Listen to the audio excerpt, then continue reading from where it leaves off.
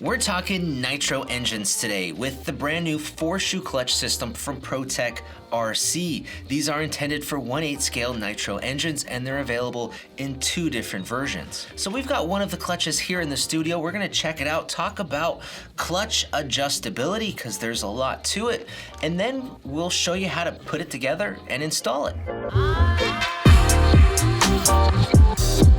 Having the correct clutch setup for your nitro vehicle is really important as it adjusts the power delivery of your engine to the vehicle's drivetrain, essentially controlling how hard or how smooth that power delivery is. Having a proper clutch setup is also really important to maximize your vehicle's traction to the surface, which ultimately will affect your fuel economy and overall tire life. And for racers, that's very important. For bashers, fuel economy probably isn't such a concern, but tire wear still is. For example, when you're driving on a low traction surface like a dry, dusty track, every time your tires break free and spin out, you're using up extra fuel and wearing through the tire knobbies sooner. This compounds if you're using a very powerful engine. In this situation, a smoother power delivery will really help minimize that excess tire spin as the clutch will be doing more of the spinning.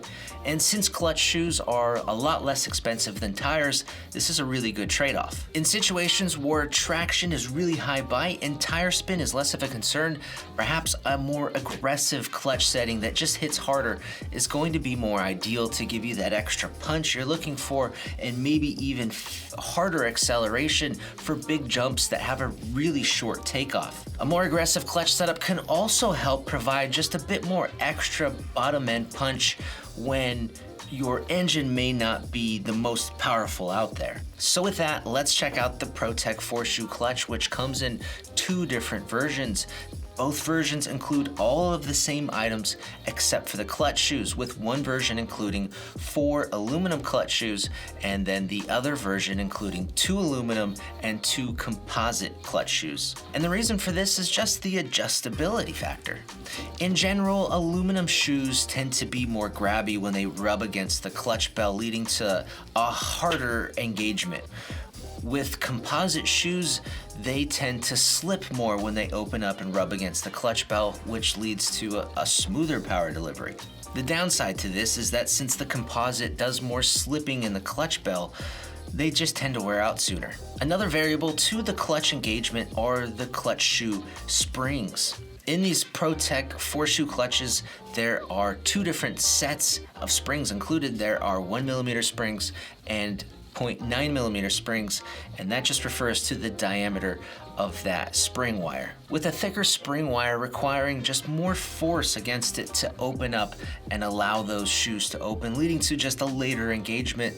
The springs are another tuning aid. Now, when it comes to actually setting up the clutch, there is a lot of personal taste and personal preferences that go into it. The clutch setting that feels right for me may not be right for somebody else. But as a rough guideline, the manual included with the 4-shoe clutch offers some recommendations of different combinations between the shoe material and the spring thickness to provide a smoother or harder power delivery with that 4-shoe clutch. And then you can use that as a really good base point to then tinker and tune the clutch to best suit your vehicle type and the power delivery of your engine, and of course the track you're on and the traction applications. Now, the remaining items included with both clutches are a 34mm flywheel, the flywheel collet, the flywheel nut, and the 4 pin screws that secure in the clutch shoes and springs. Now, there's no clutch bell included with either of those kits, so you'll have to pick that up separately, but there is a 13-tooth and a 14-tooth clutch bell options,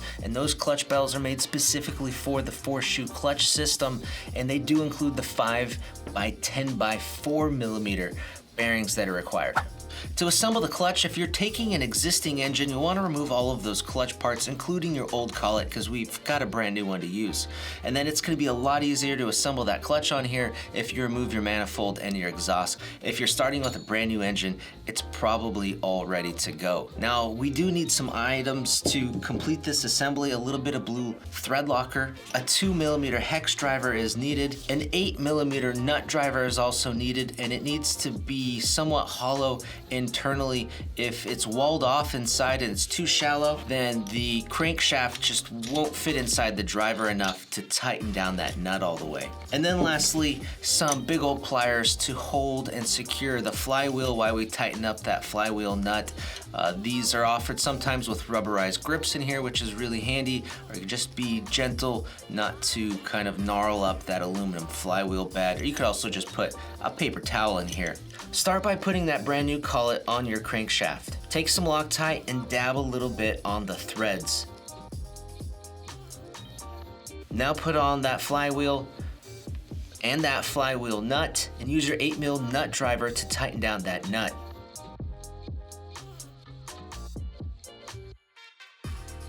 Now we might need to use our pliers to hold the flywheel still while we tighten that nut. With that all secure, take your shoes and springs of choice, and you want to take the long side of the spring and put that through the hole in the clutch shoe, and take the short side of the spring and put that in the hole in the flywheel.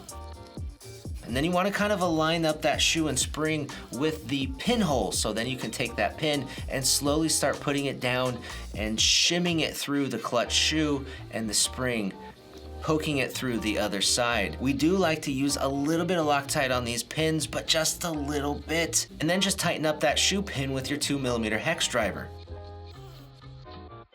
And then do the same procedure with the remaining 3 clutch shoes. And voila, it should look something like this once you get all of those clutch shoes on, but everything is secure. So at this point now you can go ahead and do your shimming.